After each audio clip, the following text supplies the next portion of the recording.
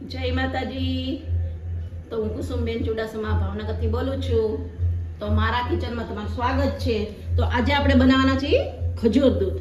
તો મેં આમાં 7 થી 8 પેજી લઈને પલાળી રાખ્યો છે ખજૂર। તો આપણે એને ખજૂરને આમાં નાખી દઈશું। એમાં આપણે 3 ગ્લાસ દૂધ નાખવાનું છે।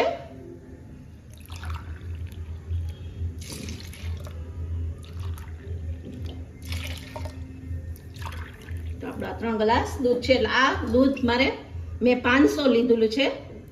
તો મેં 500 દૂધ લીધું છે।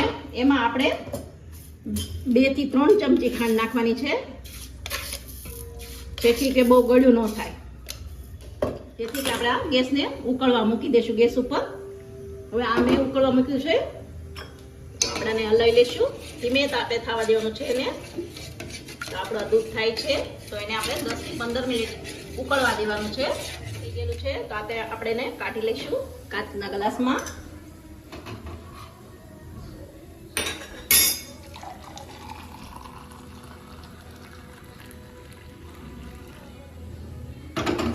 આપણે કાજુ બદામની કતરી નાખશું।